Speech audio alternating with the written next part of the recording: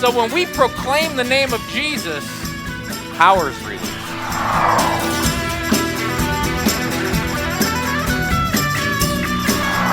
Welcome to New Dawn Community Church, the message of the week with Pastor Randall Cutter. Okay, if you want to open up your Bibles to Luke chapter 12, we will continue our study in the book of Luke today. If you recall, last week we started the message with a video. Last week's message was about the rich fool, the guy with the barns. Remember that? He gets in this supernatural harvest. He's doing really well for himself. He's called a rich guy already. His barns are big enough to hold all of his wealth.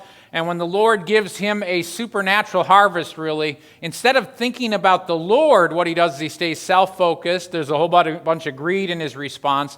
And the Lord calls him foolish because of the fact that he did not consider in the simple question of, why did the Lord bless me with this?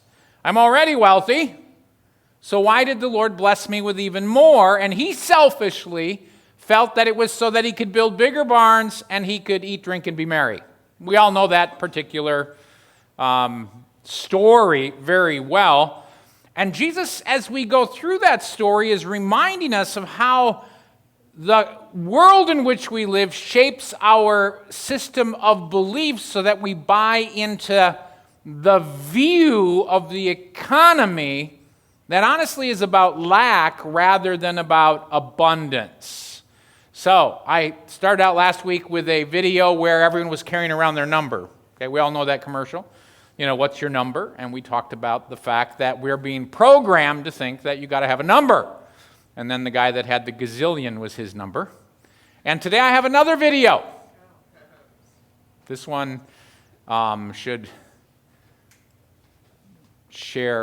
spread terror in the heart of any person who has a small child. Okay.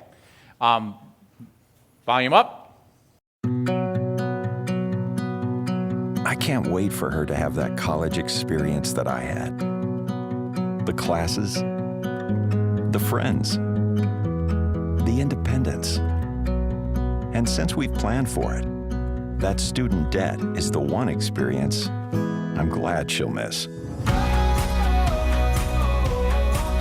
When you have the right financial advisor, life can be brilliant. Ameriprise. Now, that doesn't look like a bad video, does it? Except it's got so much fear in it for young parents that I can't. The whole idea, if you don't plan, you're going to saddle your kids for debt with the rest of their lives. Okay? I mean, that is the message. You need to make sure that you are planning for college, for the future. You're planning for blah, blah, blah. Okay, last week it was about your retirement. This week it's about your kids' future. And do you want to give your kids all of that debt? By the way, it's not really you giving your kids the debt.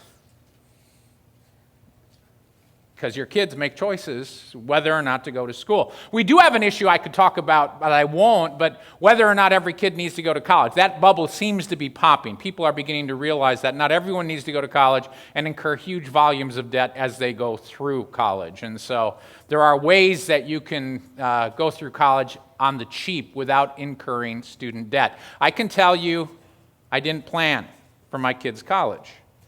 And the reason I didn't plan for my kids' college was simply this. I never had enough money to plan with. There you go.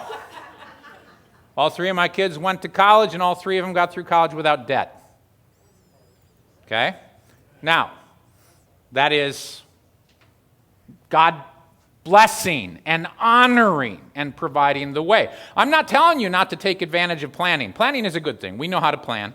Remember, consider the ant, you sluggard. You know, I mean, there's a winter coming. Don't be afraid to put money away and all that sort of stuff. But don't be fear-motivated as you do it. And you don't have to get into anxiety. That's the key message that Jesus was imparting to his disciples as he now turns from the rich, foolish guy over to his disciples, and we're his disciples, so that we might know how we can approach the life in which we live without living in fear-based uncertainty. So, the title of our message today is living above financial fear. We are in Luke chapter 12, starting with verse 22. The problem with all of these commercials that constantly remind us of our financial future is, number one, they can stir greed.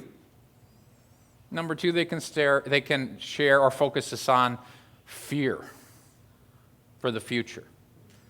You know, what if we don't do this? What if this doesn't happen? And so we really do need to listen to Jesus' perspective on all of this. So, starting with Luke chapter 12, verse 22, just a reminder, this is my translation of Luke chapter 12, and so it would be good for you to have your favorite version of the Bible open in front of you, just so you can see the differences in the way that I've translated it. There isn't a whole lot of major differences today. I put different word order in, obviously, and for different reasons. It's good for us to be able to hear things from a little different way once in a while. It just grabs our attention more. So, Luke chapter 12, verses 22 to 23. Then he, meaning Jesus, said to his disciples, I am telling you not to worry about your soul, what you will eat, or your body, what you will wear. For this reason, your soul is much more than food, and your body is much more than your clothing. So, Jesus has just gotten done dealing with that guy. And remember, this whole thing started because Jesus is dealing with powerful spiritual truth about the type of things that you can expect to be confronted with as you walk through the earth. You're not supposed to be afraid of the one who can kill your body, but can't do anything to your soul. But you need to pay attention to the God who can not only shorten your life, but also send you to hell. I mean, he's just trying to get us out of the problem of man being afraid of human beings.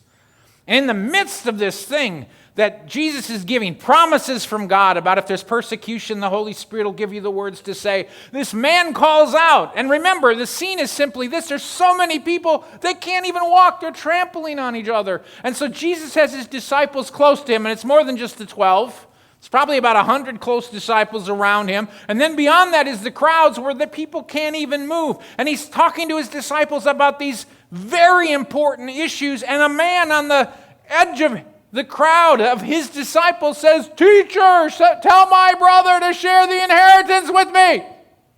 Interrupting this flow. And totally inappropriate. And Jesus simply says, I'm not your financial manager. I'm not in charge of your estate. You need to go to ING or whatever this commercial was. Anyway, so he says, and then what he does is he turns to his disciples and he says, watch out for all sorts of greed. And honestly, he's probably saying it loud enough because he wants that young man to hear too, or that man. He's saying it loud enough for the whole crowds to hear, and he goes through this whole thing about watching out for all kinds of greed, and then deals with that greed as he talks about the parable of the rich fool and points out, if you don't consider God into how you walk in your finances, you're making a grave error. As I said last week, this guy was rich and was getting along good with God. He was because of the fact that this was in a Jewish setting, he was already tithing, he was already doing what he was supposed to do with that. The problem wasn't that he was wealthy. The problem was that God gave him an abundance to do. He was just, if he'd asked the simple question, why did God give me this? What can I do with it? If you're already wealthy, you don't need more.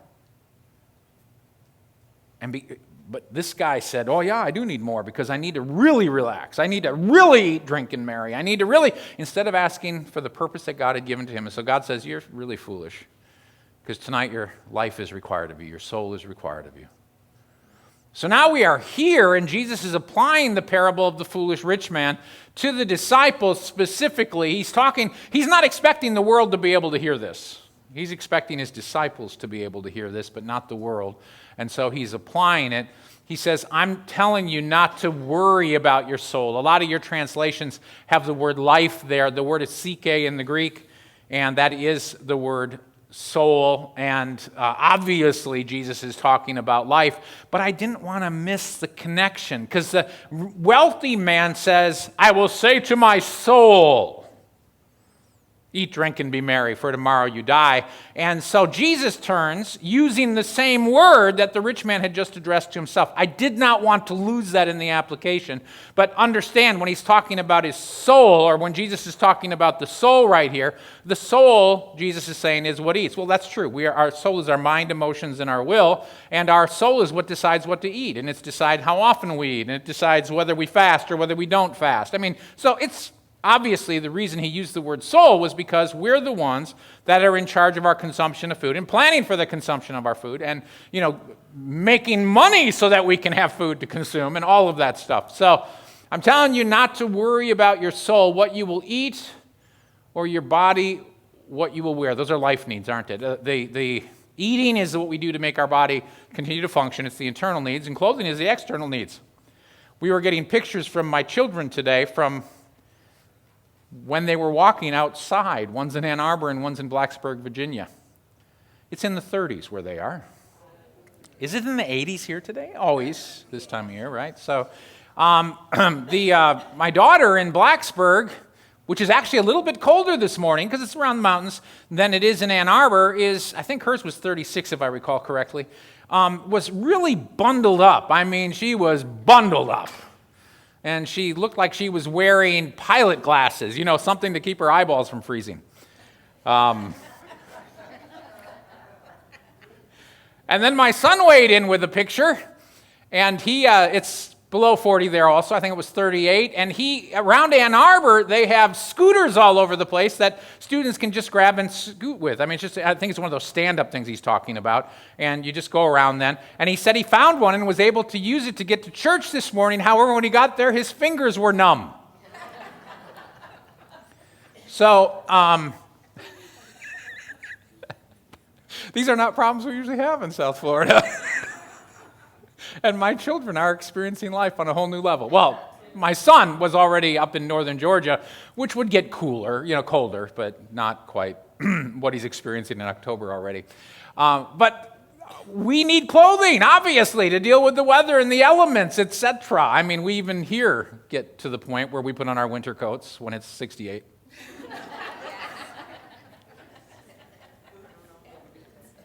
Yeah, and boots. So, we understand what Jesus is saying. You need food and you need clothing because you need to be able to protect your body. These are the things that you need to keep functioning in the world in which you live. You can get by without having a house or shelter for a season, but that also is an extension, if you will, of your clothing. You need a place to find shelter from the elements. So, there are life needs that we have for our body and our soul. So, Jesus is letting us know, though, even though that we have these needs, he says, you are worth much more. Your soul's worth much more than food, and your body is worth much more than clothing or the shelter that you have. Now, here's the key. God designed our bodies to have these needs. You understand? In the Garden of Eden, he designed you to have a need for pizza. Okay, not quite pizza, but food. There was certainly pizza-flavored fruit in the garden. There was garlic, and if there's garlic, there's got to be pizza. And so anyway, God had he built this design into humanity. In a perfect world, they needed to eat. There were the fruit trees and the plants of the field, which they could be able to eat. And so God said, hey, this is how I'm going to design you so people could experience his generosity and his care. And the trouble is, after the fall, it became a little bit more difficult. It's by the sweat of our brow that we now earn our sustenance and then clothing, of course, and all of those things. And so because of the fact that there can be lack, we can get into anxiety. And that's what Jesus is addressing. He says, listen, your body, your soul and your body are worth far more than food and clothing. Your Father in heaven created you, and he gave you the need to have these things, although in the garden they didn't need clothing, did they? Because it was a perfect climate. But we can understand that Adam and Eve were walking with God in the garden. He wasn't walking with the fruit trees. He was walking with them. He put the value on them. He breathed into their nostrils the breath of life. So Jesus is just saying, be aware. You're worth far more than this. And if God's keeping your body and soul together already by just having your body working, well, you'd expect that he'd also be able to provide for your food and for your clothing. And he is going to drive that point home. Verse 24, think about the ravens. They do not plant crops and they do not harvest. That's a picture. They do not have a storeroom or a barn, yet God still feeds them. How much more valuable are you rather than birds? Here's the main point about the ravens. They don't plan. Okay, ravens don't plan. Ravens, in fact, are an unclean, scavenging animal. And in that culture, they kind of had the aura. This was in the ancient world. If you wanted to talk about carelessness, you would talk about ravens. That was the mindset. We don't have that today, but it's something that was built into the understanding of the people of the day. So Jesus is talking about the careless ravens. They don't plan for things. You don't see them hitch up the plow and go out and plant something. You don't see them get involved in the harvest, and yet God takes care of them. He makes sure that they have something to eat. They don't plan, harvest, or store up things like people, but God provides for them. They have to put some energy into it, but God provides for them. He makes sure that there's food for them to be able to get. This is an argument from the lesser to greater. If God takes care of unclean, scavenging ravens who have a reputation for being careless, what about his disciples? Even the ones who don't have a mind for business.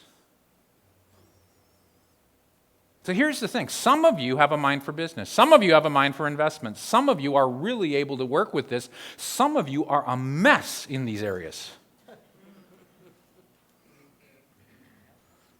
You understand? Now, I'm not condoning lack of planning or any of those things, because we have to fight our inner instinct and everything to be able to do what we can do. But the truth is not everyone is designed to be able to do this sort of thing. And it's... If he takes care of ravens who don't plan, don't you think he can take care of people who it's beyond them? A lot of people had a lot of investment in 2008. They planned. They did everything they sacrificed, they scrimped, they invested in the right way, and they lost everything. What about them? Planning didn't work out real well, did it? What about their number? What about their future? I talked to a guy yesterday. He simply said, I lost 8 properties. Well, you recover from that. And you say, well, the economy is really zooming along now. Yeah, but you know how many years it takes to build up the investment to be able to invest in that many properties? That didn't happen. So this is to help us. This Lord's saying, listen, the ravens, you do your best, but the ravens, they're just out there, they're airheaded. And God still feeds them. Again, if you don't, that doesn't mean we never plan. It doesn't mean that we don't do what we can in the economy that we find ourselves, but it means we don't sweat it. Because God is able to make a way. Who from among you, through worrying, is able to add a foot to his stature? Therefore, if you are not able to do this small thing, why worry about the rest? He's dealing with the whole issue of worry here. What does worry accomplish? Not much. He says, who of you by worrying is able to add a foot to his stature? By the way, some of your translations will say add a foot to his stature. Some will say add an hour to his life or something like that. I think the NIV is an hour to life, and I don't know what the other translations all say, but the reason that there's a difference at all, I've translated it literally. What Jesus said, this is the literal translation. Who is able to add, it's really a cubit, but that doesn't speak to us. He's just grabbing it'd be like us saying grabbing a yard or grabbing a foot or grabbing an amount. But he does say cubit. He says, who by worrying is able to add a cubit to your stature? The reason that some of your translations translated age, is although it was definitely words which describe height or stature, it was also used in that era to speak about how old are you when you're this high? And if you add 1.5 feet to your stature, you've really gotten older, haven't you?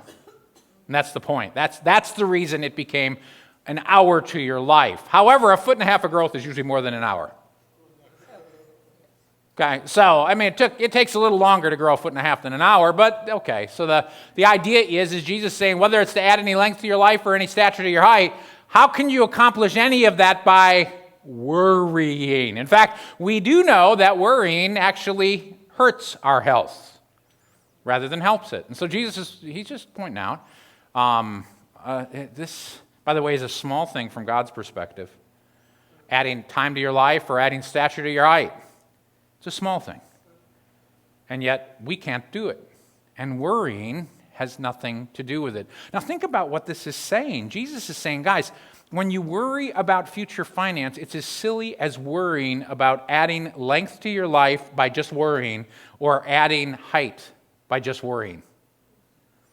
Do you hear the implicit response in Jesus there? He's saying, you're going to have enough. You're going to have enough. He's talking to his disciples. Remember, King David said in the Psalms, I've not seen the children of the righteous begging bread. Doesn't mean we'll always have everything that we want. Doesn't mean that we won't misspend so that we create artificial shortages in our own life. By the way, that's how we often do things.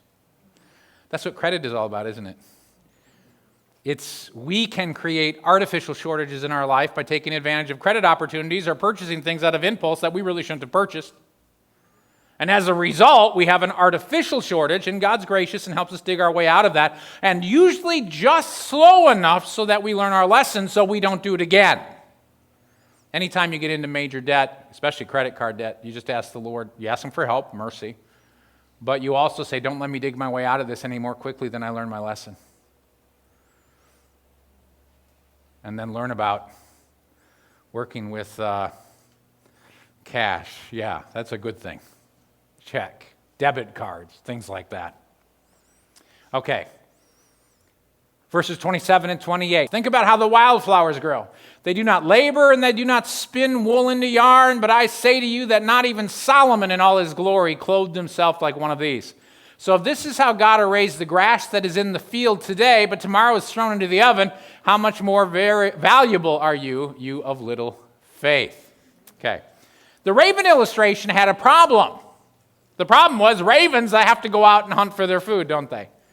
So it'd be very easy to say, hey, you know what? They have to expend energy. And so Jesus is even going a little bit further in his illustration to be able to help people get through their worry. Wildflowers do not invest energy, and they certainly do not plan. Is that correct? Yeah, of course. They're wildflowers. Some of your translations say lilies. Lilies are included in this word which talks about wildflowers, and there's a lot of lilies, but it's more than that. It's a bigger word than that. So wildflowers is a good translation. And then it says, he's pointing out Solomon. He says, I say to you, by the way, we don't know how Solomon dressed. We just know he had a lot of glory around him. He was a glorious court. People are blessed. But obviously, Jesus, when he says, I say to you, he's got inside knowledge. Solomon was dressed in an amazing way. You'd expect it from the descriptions, but he says, my goodness, Solomon in all his splendor, his glory, did not clothe himself like one of these. I mean, Solomon, as glorious as he was, could not match the glory of the flowers. The simple, wild flowers. They are, God clothes them with incredible beauty. By the way, God designed that. It's not an accident. It's not an evolutionary quirk. It is what God has given to us to enjoy. And again, this is an argument from the lesser to the greater. We're more valuable than they. You think about the wildflowers, they're here today, and they're part of the grasses of the field, and yet the next day, they're all gathered together, they dry up, they're gathered together, and they're used to kindle the baking ovens of the day. I mean, you have to remember what era we're in. If we put that stuff in our ovens, we'd have the fire department at our place. But their ovens were kindled with the wild grasses and the wood that would get it going, and that's what they would bake with. And so that's what they did. They'd go out in the fields and they'd just rake up anything to be able to start the fire going, and then they'd get the wood going. And so Jesus says, I mean, this stuff that is more beautiful, more beautifully arrayed than Solomon, tomorrow you're going to burn it in your ovens to get your fires going so you can bake your bread. And you're worth much more than the dried grasses. So you don't think God's going to take care of your clothing needs? So he says this, as for you, stop seeking what you will eat or what you will drink, and do not place so much importance on it that you are unsettled in your mind about it. For all the nations of the world pursue these things, but your Father knows that you need them. It's just trust, isn't it? As for you, this is his application to the disciples again. He's got the wider crowds out and about, but he's looking at them. He's saying, listen, for disciples, we're disciples. We need to listen to what he has to say. Stop seeking. I was almost going to translate this, don't have a focus on these things, but the word seek comes up later, and so I wanted to be able to keep the play on that. But as for you, stop seeking what you will eat or what you will drink. Change your focus. And he's not saying, well, you know, when I went to church today, I gave no thought to what I was having for dinner tonight. It's not what he's saying. He's saying, don't get so consumed by this that it takes your focus away from more important things. And he gets very clear, do not place so much importance on it that you're unsettled in your mind about it.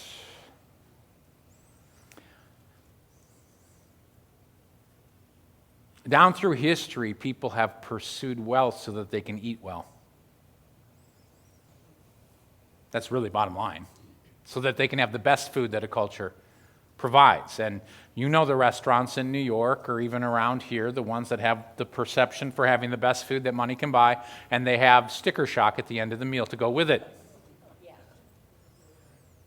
People earn money so that they can eat what they want and they can have the conveniences that they want. And Jesus is saying, don't get unsettled by it. If you don't pursue this stuff so that you get it. The word that is unsettled has the flavor of arrogance. And here's the reason. It's a word which is almost like puffed up. You know, you get so unsettled about it, you get so arrogant because you think God's not going to meet my needs adequately. And if that's the way you're viewing your life, that is arrogant. Because you're saying God doesn't know how to take care of me right.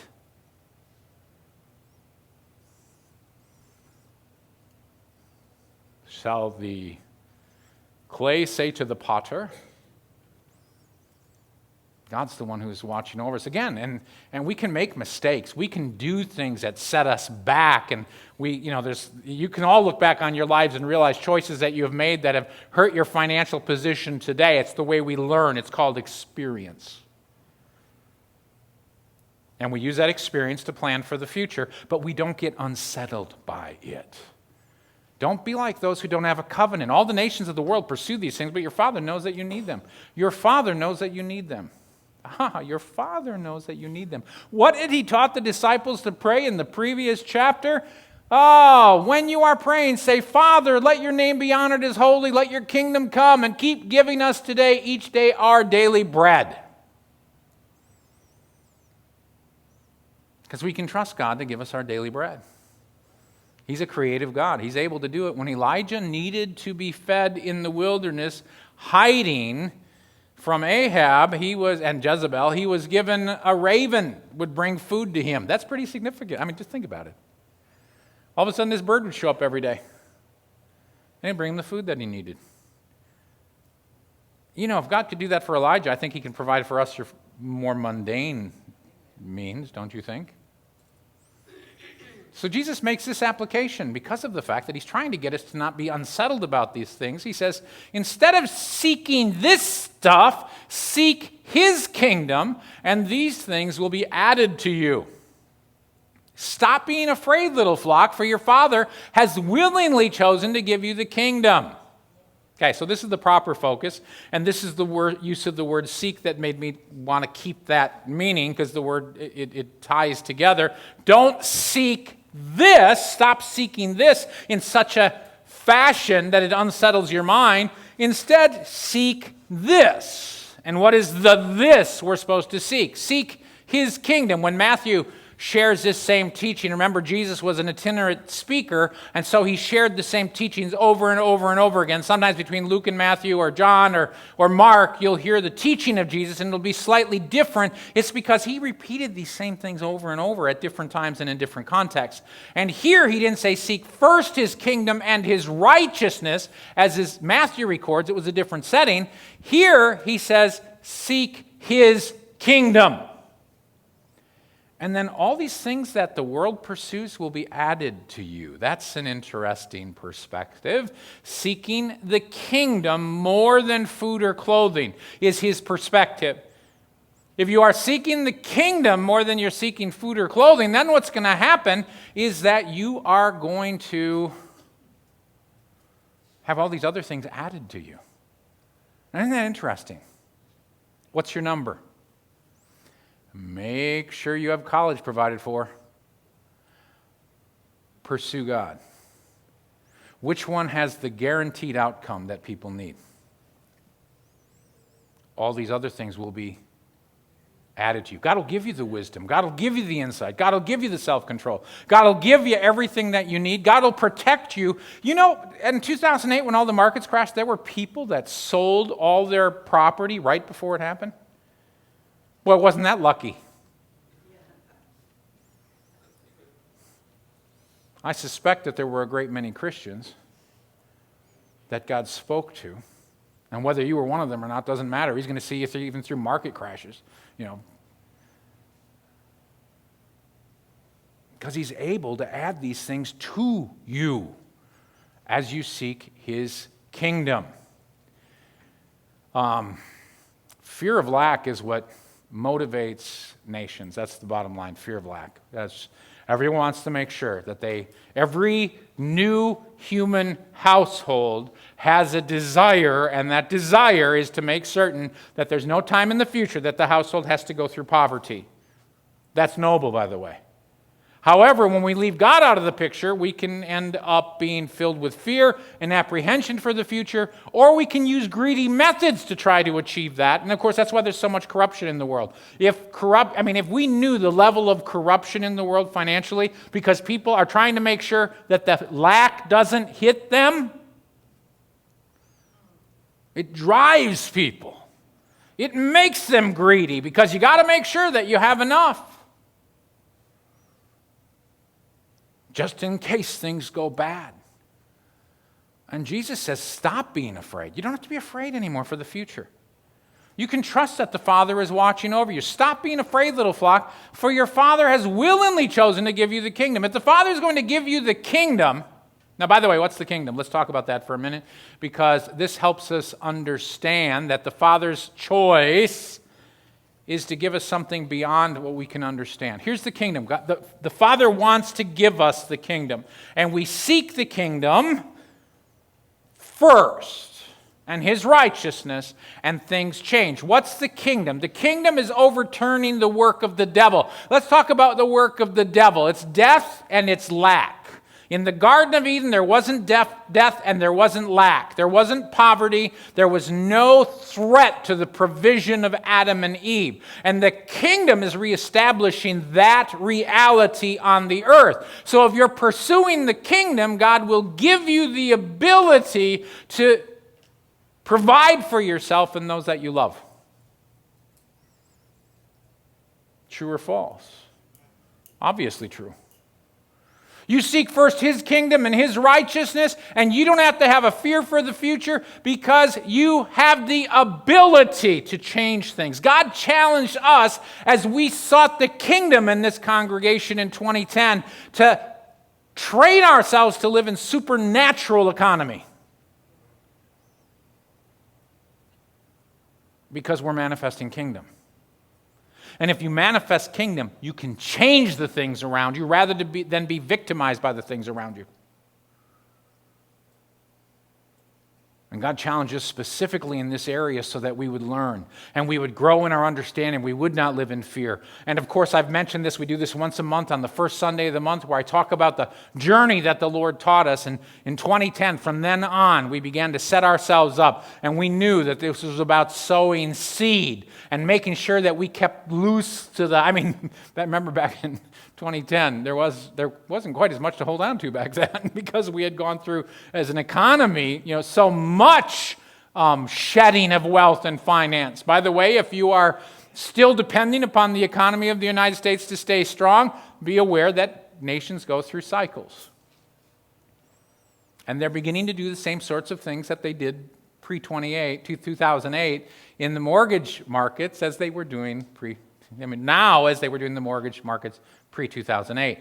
So we may see another thing coming, but now what we've done is we've set ourselves up so that we understand how to live above, how to be in supernatural economy. We do not have to be those who fear for the future.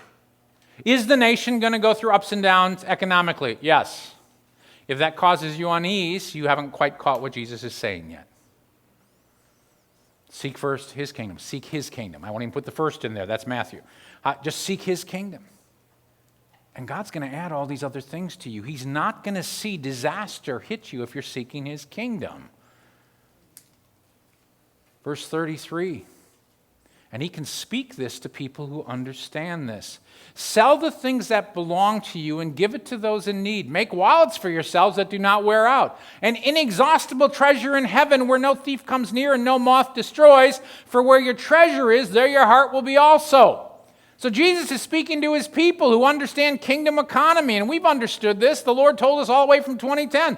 Be aware that you will give through this economic downturn. You will release supernatural power as you hold lightly to the things and you will sow seed. You will see God transform things. And that's all he's saying here. He's not telling us to sell everything. What he's saying is don't be like the rich man. Remember, that's where this whole thing started out. Tell my brother. It was greed. And the rich man demonstrated greed. And all the rich man needed to do was to be able to say, hey, I'm going to keep my hands open. I don't need all this. I'm going to sell that stuff and I'm going to be able to use it for beneficial purposes for the people of God around me. And he chose not to do that. And so he ends up hoarding. We don't have to hoard. We can be people who hold loosely. It doesn't say sell all that you have. If you sell all that you have and get rid of it, you're going to become a burden on other people. He's saying just make sure that you have that. I remember when I was in college, talk about not having two nickels to rub together. Dawn and I got married and went back to college, and we put ourselves through college. Now, college was a lot cheaper back then. Dinosaurs were out there. You could go get the meat. We really did. We were from Wisconsin. We had freezers full of venison. Whether we were able to shoot the venison or not and then, process it, or whether our relatives were, we ate venison to get through college. That's why when someone says, oh man, I really like venison, I go, that was a lot of years of venison, 7 years of, and then we brought a bunch down here to be able to get us going. So when it was finally out of our freezer, neither one of us wept.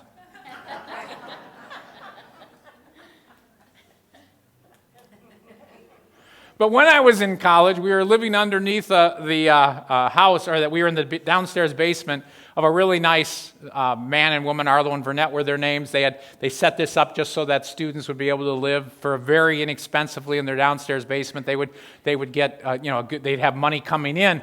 But anyway, so there was something that Arlo was working on. I was helping him, and he had this really neat screwdriver. It was one of those ones where when you push, it turns. Okay. Now, of course, we have all battery operated. This, again, is dinosaur age stuff. But it was really cool. I'd never seen one like it before. Remember, I'd been in the construction industry before I went back to school. So I saw a lot of tools. And I saw all the tools. I said, wow, that's really cool. I'd really like one like that. And he looks at it, he goes, okay, you can have it. And I was mortified. Because I thought, I didn't mean you were supposed to give it to me. And it wasn't part of my upbringing that was the type of thing that people did. And so when he suddenly did that, I realized his way of looking at possessions was far different than what I'd grown up with, wasn't it? Because he looked at it and he went, oh, here's this young man who I really want to help, and he would like one of these, and he's not going to go out and buy one because he can't afford it. He's got to pay my rent. And he handed it to me and said, it's yours. That's holding loosely to the possessions that we have. Did he have enough money to go out and buy another one? Yeah, he had my rent coming in. However, it just demonstrated a different mindset. That couple was close to Dawn and I for years and years. We'd stay in contact with them because they were such a great example of the love of the Lord that would come through their life. So he says, hey, make sure that you just hold loosely to things. Be open to God. By the way, don't give away your car that you still have a debt on. It's not your car, it's the bank's. They want to make sure it's in good shape and that they can repossess it if they need to if you stop paying on it. Don't give a car to someone and then make sure the bank repossesses it later. That's naughty. So don't, okay. But you understand what I'm talking about. Hold loosely. He's saying, don't be afraid to sell your possessions to again, he's applying specifically to what that rich guy did. He didn't want to sell his possessions. He wanted to say, you know what? I'm just going to make bigger barns to store my possessions. And Jesus is saying that's like the wrong attitude. When you're already wealthy, why do you need more? There's a level. And he was talking about the rich man's greed and all that, but just hold loosely to your possessions. Don't be afraid to sell them because, hey, when you sell them, you're making wallets for yourselves that do not wear out and an inexhaustible treasure in heaven where no thief comes near and no moth destroys. It's a different picture. When we hoard like the rich guy did, one tornado could come along and wipe out all his barns. Moths could destroy the things that he had. The insects, he could have had an infestation. So generosity is an opportunity because what it does is anything we sow into kingdom and God's people, we're sowing into heaven. And anything that we sow into heaven is treasure which is being built up there that can never be lost. That's a very interesting picture. That's why we love giving seed, because we know every bit of seed that we give is going to be in heaven awaiting us. Now, you say, how does this work practically? I don't know. I do know this. God doesn't lie. He says, when you get into heaven, you're going to have your treasure there. What does that mean? I don't know. Maybe your mansion will be bigger than Joe Greedy down the street. Okay, and if you really think you're going to have a mansion in heaven, Jesus said there's many rooms. We've got this whole theology of mansions when, of course, the weather's not bad.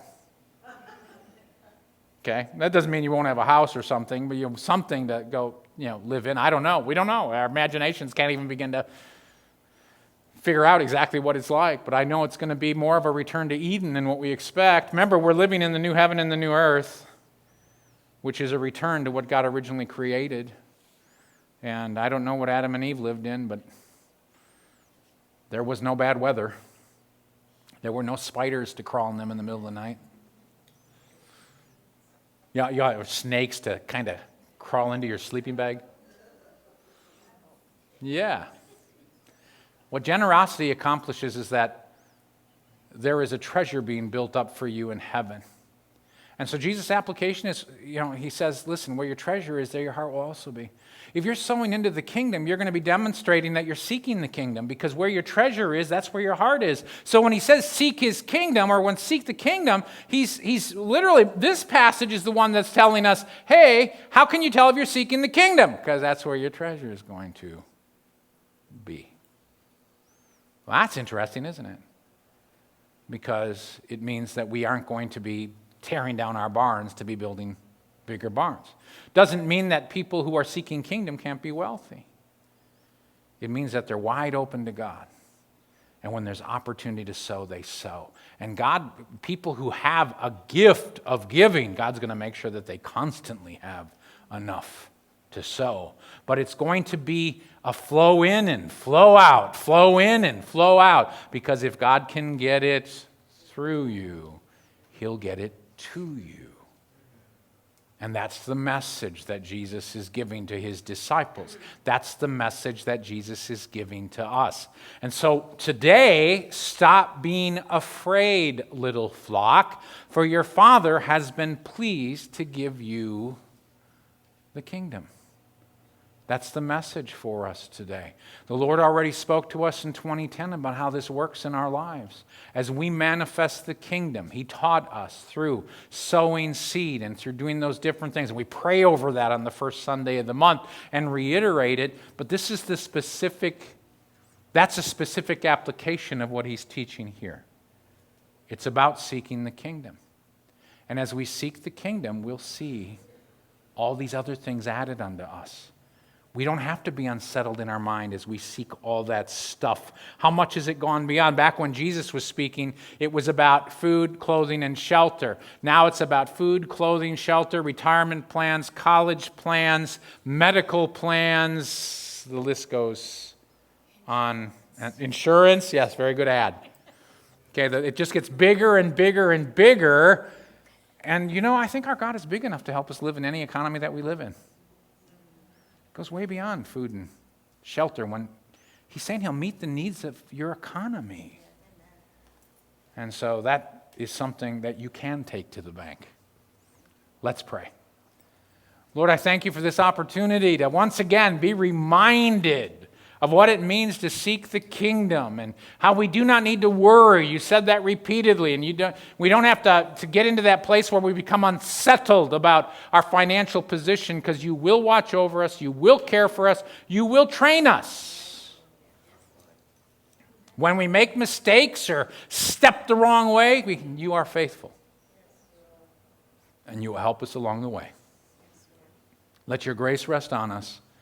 And may each and every person in this room understand even more today about what it means to step into kingdom.